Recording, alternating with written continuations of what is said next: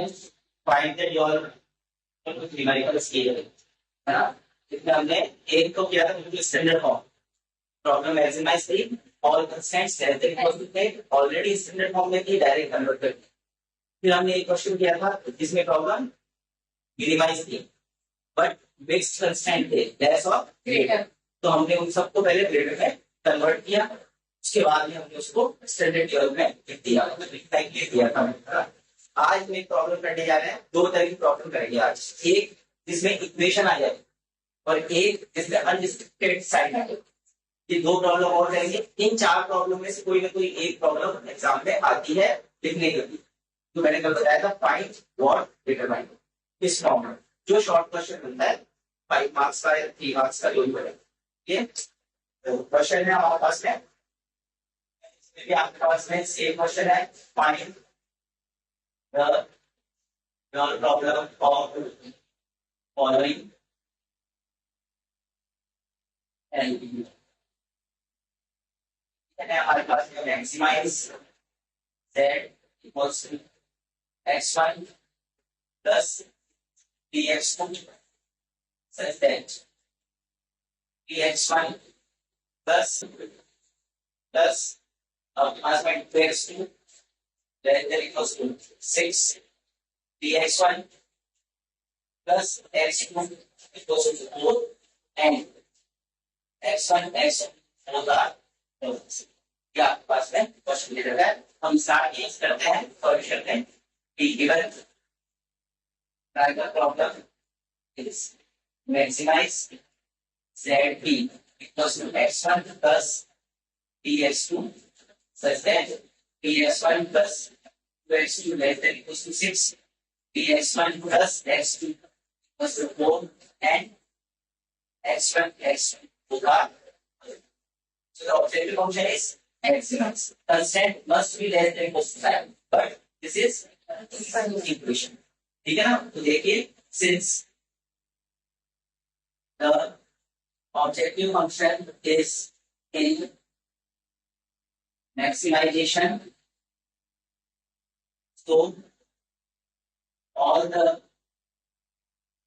constants must be in less than equals to sign. सारे सूत्र लिखिए, ठीक है। The second constant is in equation, so we can express constant second in the following, ठीक है। देखिए हमारे पास कंस्टेंट क्या है, dx1 plus x2 equals to 4। इसको हम लोग कैसा लिखेंगे, जब भी इक्वेशन होता है तो हमेशा दो पार्ट में डिवाइड होता है। अगर इक्वेशन हटाओगे तो क्या बचता है, या छोटा होगा या बड़ा होगा। मैंने पहले बताया था हमेशा दो वेरिएबल में तीन तरह की कंडीशन होती है, या तो लेस या ग्रेटर या इक्वल। अगर तुम कह रहे हैं इक्वल नहीं है तो इसका क्या है, लेस और ग्रेटर। इसका मतलब हो गया this is 3x1 plus x2 less than equals to 4, 3x1 plus x2 greater than equals to. Clear, but the objective function is so constant must be so again convert this in infinity, so implies 3x1 plus x2 less than equals to 4 and minus 3x1 minus x2 greater than equals to minus, then that is second constant can be written as, इस form में लिख सकते हैं।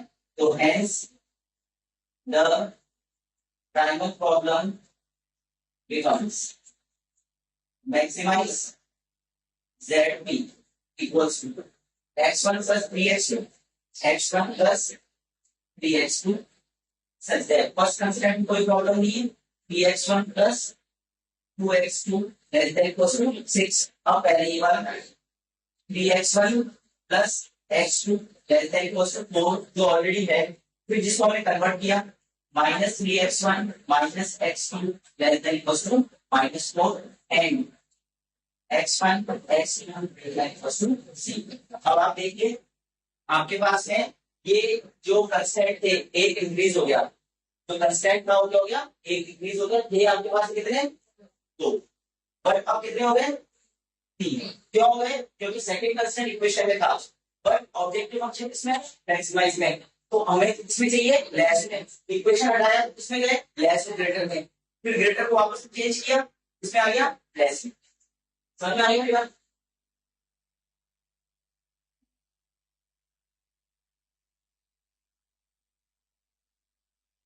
ठीक है, तो ये आपके पास में कंप्लीट चेक करके ये वैल्यू आ गई। क्लियर है? अब आपके पास में जो ये एलपीपी बनी है ये स्टैंडर्ड फॉर्म में हो गई, तो अपन लिख सकते हैं the above diagonal problem is in following standard form। अब स्टैंडर्ड फॉर्म क्या हो गया है? स्टैंडर्ड फॉर्म हो गई maximise zp equals to cx such that ax greater than equals to b and x greater than equals to c। Clear? सबसे पहले c कितना हमारे पास है 1 और 3। फिर हमारे पास आता है a option matrix a T1 t1 minus और फिर हमारे पास आता है b रिक्वायरमेंट 6 4 minus 4 और फिर हमारे पास आता है डिसीजन वेरिएबल x जो कि है x1 और x2। ठीक है, और इसको स्टैंडर्ड फॉर्म में देते हैं फर्स्ट। ठीक है, फिर the given problem of triangle problem 1 is क्या बनेगा minimize z equals to b transpose w such that a transpose w minimum है तो greater than equals to c transpose and w greater than equals to c। देखा जा सकता है। अब इसका वैल्यू सर तो minimize z equals to b transpose b है तो इसका ट्रांसपोज 6 4 minus 4 तीन वेरिएबल है w1 w2 w3 such that अब a ट्रांसपोज होगा ये, तो ये फर्स्ट रो फर्स्ट कॉलम हो गया, सेकंड कॉलम हो गया और थर्ड कॉलम हो गया। क्लियर? और आपके पास क्या बचेंगे w1 w2 w3 कंस्टेंट इसमें लिखिए ग्रेटर देन इक्वल्स टू और c ट्रांसपोज का मतलब हमारे पास ये हो गया 1 और 3 and last w1 w2 w3 all are positive. ये सारे आपके पास क्या हो जाएंगे पॉजिटिव हो जाएंगे, तो हम देख सकते हैं that is the dp can be given as, कैसे लिख सकते हैं minimize zd equals 6 w1 4 w2 minus 4 w3 such that 3 w1 3 w2 3 w3 greater than equals to 1 2 w1 plus w2 minus w3 greater than equals to 3 and w1 w2 w3 और are ये हमारे पास है इसका find बात करेंगे आगे। तो ये क्वेश्चन ज्यादा इंपॉर्टेंट है उनसे, क्योंकि इसमें लेस ग्रेटर का कंसेप्ट भी आ गया, इक्वेशन भी आ गया, है ना। तो इस तरह के आपके पास में एक आधे न्यूमेरिकल है जो मैं आपको बता रहा हूँ तो करना है। जैसे ये एग्जाम्पल दे रहा हूँ कि आपका होमवर्क है कि आपको करना है। क्वेश्चन है आपके पास में maximize z equals to x1 3x2 plus x3 such that 4x1 3x2 plus x3 equals to 6 x1 2x2 plus 5x3 equals to 4 and x1 x2 x3 all are positive। अगर आपने ये चार एग्जांपल्स भी कर लिए तो बहुत है, मतलब 5 की आवश्यकता नहीं है, ये चार दो कल करा दिए मैंने, दो याद कर, है ना। अब इसमें आपको दिख रहा है दोनों किसका है इक्वेशन, मतलब आगे जाकर के चार लेस ग्रेटर है क्या मैक्सिमम, सारे क्या होंगे लेस, तो जितने ग्रेटर होंगे वो माइनस कर। सेम थियरी लिखनी जैसे अभी लिखी है कि the objective function is in maximization, so all the constant must be less than equal to sign, the first and second constants are in equation sign, so both the constants can be express in the following ways. पहली equation implies लगा के one side condition और दोनों पे लिखना है, फिर first constant finally can be written as, फिर सेकंड कंस्टेंट को ऐसे लिख करके उसको भी चार कंस्टेंट लेंगे, बाकी सारा प्रोसीजर सेम। क्लियर है? ये आपके पास में एक न्यूमेरिकल हो गया जो इक्वेशन साइन में आता है। अब इसमें एक तरह का न्यूमेरिकल और बचता है, वो भी कर लेते हैं, ये भी इंपॉर्टेंट क्वेश्चन आता है। देखिए क्वेश्चन आपके पास में है फाइंड dv, कोई भी और प्रॉब्लम कैलकुलेट करना है, minimum z equals to x1 plus x2 plus x3 such that x1 minus 3x2 plus 4x3 equals to 5, 2x1 minus 2x2 less than equals to minus 3, 2x2 minus x3 greater than equals to 5, and x1, x2 positive, x3 is unrestricted in sign. ये most important चीज है इस question. कौन सा variable? समझ में? ये आपने देखा होगा जब हमने सबसे पहले एलपीपी पढ़ना शुरू किया तो हमने बोला बेसिक कंडीशंस 3 स्टेप्स होते हैं, objective function, constant, non negative distribution. इसका मतलब all the decision variable must be positive. यहाँ पर x1 और x2 की कंडीशन अप्लाई है बट x3 पर नहीं है। वो कह रहा है x3 क्या है, अनरिस्ट्रिक्टेड है, कुछ भी हो सकता है, वो पॉसिबल नहीं। ऐसी कंडीशन में जो भी वेरिएबल, जरूरी नहीं होता है x3 होगा, x1 भी हो सकता है, x2 भी हो सकता है, कुछ भी हो सकता है ना। जो भी वेरिएबल होता है उसको दो वेरिएबल के डिफरेंस के फॉर्म में लिखा जाता है। सपोज चलिए मेरे पास में x1 होता है अनरिस्ट्रिक्टेड, तो मैं x1 को क्या लिखता, x1 dash minus x1 double dash, और जहां पर x1 डैश पॉजिटिव होता और x1 डबल डैश पॉजिटिव होता, तो दोनों रिस्ट्रिक्टेड हो गए ना। तो ये तुम्हें कंसेप्ट ध्यान रखना पड़ेगा, कोई सा भी अनरिस्ट्रिक्टेड है। अभी कौन है, तो यहाँ क्या जाएगा, x3 dash minus x3 double dash, तो दोनों का डिफरेंस, क्योंकि दोनों पॉजिटिव है। हम कोई भी, अब बात आती है बच्चे के दिमाग में, यही क्यों लेते हैं, ऐसा क्यों करते हैं भाई, हमने दो पॉजिटिव वैल्यू ली, दोनों पॉजिटिव वैल्यू का डिफरेंस हमेशा क्या आएगा, पॉजिटिव वैल्यू आएगी। ठीक है, तो जो पॉजिटिव वैल्यू हम ले रहे हैं उसके लिए ले रहे हैं, किसी अनरिस्ट्रिक्टेड साइन के लिए तो ऑटोमेटिकली वो भी क्या हो जाएगा, रिस्ट्रिक्टेड हो जाएगा। समझ में आ गई बात? तो हमें इस तरीके से लिखना है, पहली चीज। दूसरी सबसे इंपॉर्टेंट चीज जो मैं हमेशा से बोलता है कि कभी भी न्यूमेरिकल आपको दिया जाए और स्पेशली इस फॉर्म में हो जहां पर कुछ खाली छोड़ रखे हैं, तो हमेशा पहले गिवन एलपीपी कैसे रिटर्न है ना। तो हम सबसे पहले लिखेंगे the given final problem can be written as. सबसे पहले हम उसको लिख के कंप्लीट करेंगे, minimize zb equals to x1 x2 x3 such that x1 minus 3x2 plus 4x3 equals to 5 है। फिर है 2x1 minus 2x2 plus 0x3 less than equals to minus b है। फिर 0x1 plus 2x2 minus x3 greater than equals to 5 है, and x1 x2 positive x3 is unrestricted in sign।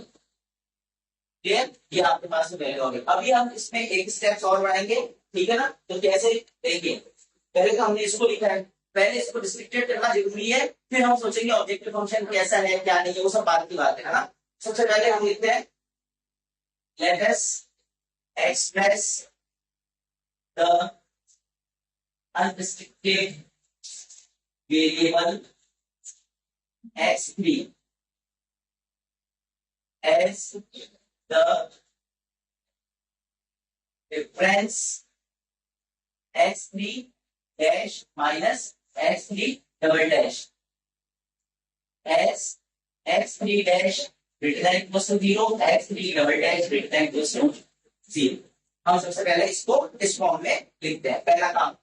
फिर उसके बाद में सिंस चलिए पहले हम ये लिख देते हैं, फिर अपन एक से बढ़ा करके करते हैं, लिख देते हैं ताकि हमें प्रॉब्लम्स कम आएगी, ना कंफ्यूज हो जाओगे।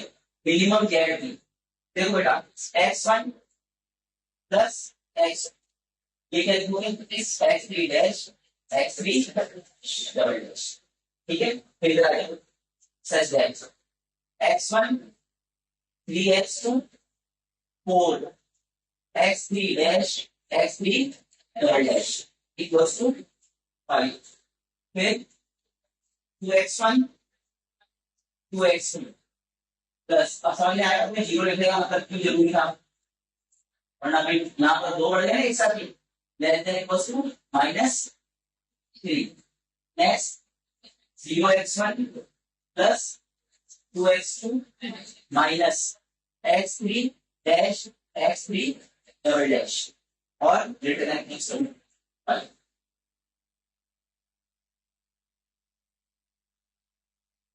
And x1 x2 x3 dash x3 double dash that equals to 6, ठीक है।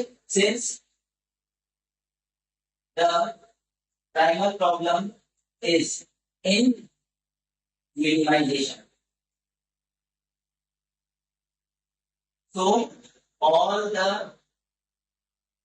constants must be in greater than equals to sign, ठीक है।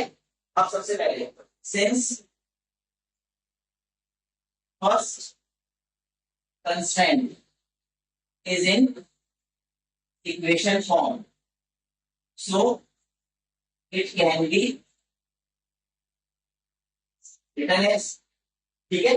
पहला आपके पास में क्या है x1 minus 3x2 plus 4x3 dash minus 4x3 double dash greater equals to 5। इसको आप कैसे लिखोगे, दो बार टू, ठीक है। क्या क्या बनेगा x1 minus 3x2 plus 4x3 dash 4x3 double dash greater than equals to 5 और x1 minus 3x2 plus 4x3 dash 4x3 double dash less than equals to 5, ठीक है। अब जब दोनों को लिख दिया तो आपके पास में implies x1 minus 3x2 plus 4x3 dash minus 4x3 double dash equals to 5। इसको फाइनली कैसे लिखेंगे, किसमें चाहिए अपन को greater than equals x1 minus 3x2 plus 4x3 dash 4x3 double dash, ये तो सेम हो जाएगा, ये माइनस हो जाएगा minus X plus 3x2 minus 4x3 dash plus 4x3 double dash greater than equals to minus, ठीक है। अब अपन आता है सेकंड कंस्टेंट पर, less than. Similarly second constant can be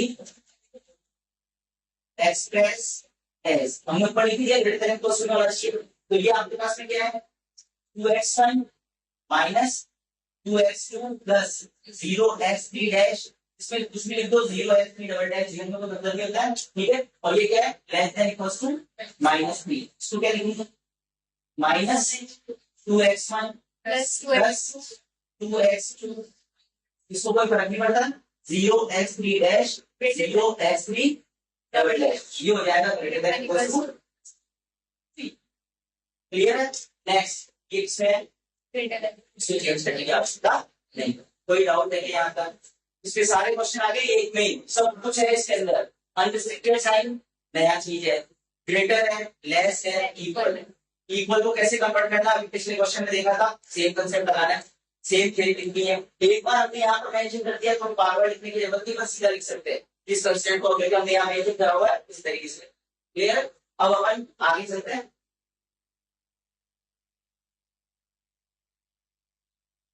So the primal problem can be written as, अब primal problem क्या बनेगी, देखो minimum z equals to x1 plus x2 plus x3 such that पहला कंस्टेंट इक्वल में है, कोई भी बन जाएगा, पहला कंस्टेंट इसमें है तो आपका हो जाएगा x1 minus 3x2 plus 4x plus 4x3 dash minus 4x3 double dash greater than equals to 5। Second हो जाएगा minus x1 plus 3x2 minus 4x3 dash plus 4x3 double dash greater than equals to minus 5। Second constant पढ़ेंगे ना तो सीधा minus से multiply करना है minus 2x1 plus 2x2 plus और 0x3 dash 0x3 double dash and greater than equals to 3। ठीक और ये लास्ट वाला सेम 0x1 x2 अब x3 अपन ने वहां पर लिखा माइनस तो यहाँ क्या आएगा माइनस का x3 डैश और प्लस हो जाएगा x3 डबल डैश और लिखा हुआ है और ये जाएगा greater than equals to 5। Similarly यहाँ पर जाएगा x3 dash minus x3 double dash x3 भी कन्वर्ट होगा एंड अब आप देखो ये आता है x1 x2 x3 dash x3 double dash ठीक है। अब ये ट्रायंगल प्रॉब्लम तुम्हारे पास में कंप्लीट बन गया है।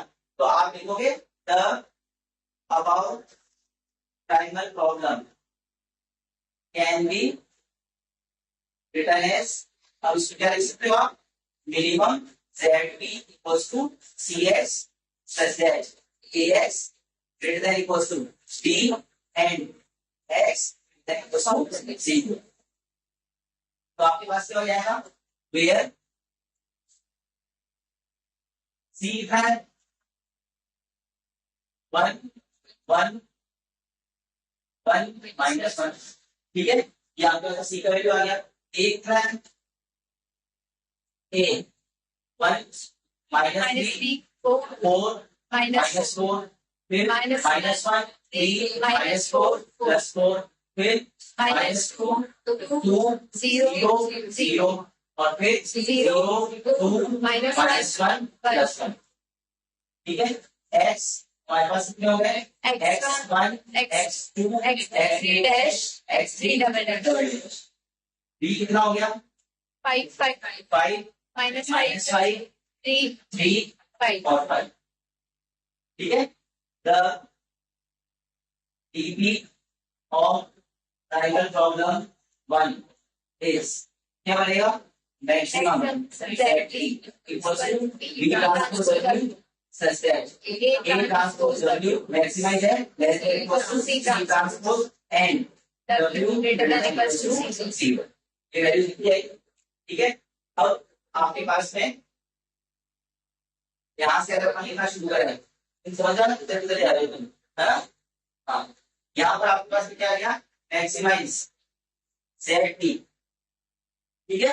मैक्सिमाइज ZT B ट्रांसपोज का मतलब क्या हुआ बोला 5 minus 5 3 3 and 5 multiplied by 4 variables W1 W2 W3 W2 such that A transpose 1 minus 3 4 minus 4 फिर minus 1 3 minus 4 4 फिर minus 2 2 0 0 0 2 minus 1 1 चार variables W1 W2 W3 W4 constant less than equals to C transpose कितना हो गया 1 1 1 minus 1 and अब देखो automatically चार variable हो गए W1 W2 W3 W into equals to और मल्टीप्लाई तुम्हें करना है कर सकते ठीक है। कोई डाउट ये क्वेश्चन मोस्ट इंपोर्टेंट क्वेश्चन है ठीक है ना। और इसमें शॉर्ट क्वेश्चन क्या बनता है आपको कोई भी एक वेरिएबल दे देता है सपोज इसने कह दिया x3 is unrestricted what do you mean of this term. अब तुम क्वेश्चन तो करना जानते हो अब लिखिए क्या बच्चा सोचता है कि हमने थ्योरी यही लिखना है मैंने स्टार्ट किया है। आपको क्या लिखना है since x3 is unrestricted in sign therefore we can't say about their nature is positive or negative so for the LPP there must be क्या होना चाहिए greater than equals to 0. So x3 can be expressed as a difference of x3 dash minus x3 double dash and x3 dash x3 double dash both are positive. बस तो थोड़ा बहुत तो तुमको मिला के लिखना पड़ेगा। अपन ने बोला है ये सब कुछ कि x3 अनरिस्ट्रिक्टेड साइन है, जबकि एलपीपी के अकॉर्डिंग सारे डिसीजन वेरिएबल्स क्या होने चाहिए पॉजिटिव, तो इसको पॉजिटिव होना जरूरी है। इसलिए हम x3 को दो ऐसे वेरिएबल्स जो खुद पॉजिटिव है उसके डिफरेंस के फॉर्म में लिख सकते हैं। तो ये डेट 2 नंबर क्वेश्चन हो गया, आया हुआ है लास्ट वीक तुम्हारे पेपर है ना कि x3 अनरिस्ट्रिक्टेड है साइन, इससे आप क्या समझ सकते हैं। तो इस तरीके से आपको क्वेश्चन मिल सकता है। ये आपका फाइंड व्हाट डिटरमाइन टाइप के क्वेश्चन हो गए, जिसमें हमने केवल और केवल ये मालूम किया है कि आपके पास में किया कैसे जाता है क्वेश्चन को और ड्यूअलिटी लिखी कैसे जाती है ना। अब तुम सोच लोगे अगर इतनी मगजमारी करके हम ड्यूअलिटी लिखेंगे, अब यहाँ के बाद जो आंसर आएगा ना वहां से सिंपलेक्स मेथड शुरू होता है। अभी तक हमने जो किया वो केवल ड्यूअल लिखना सीखा है, सिंपलेक्स तुमको आता है। मेरा काम था केवल तुमको ड्यूअलिटी समझाना कि प्राइमल से ड्यूअल कैसे लिखा जाता है, आप लोग समझ चुके।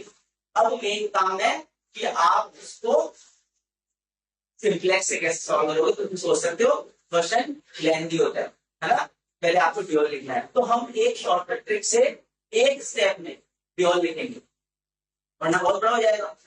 और वो एक स्टेप में ड्यूअल लिखने का मतलब है तुमको दोनों स्टैंडर्ड फॉर्म पता होनी चाहिए, तभी लिख पाओगे, अदरवाइज नहीं लिख पाओगे।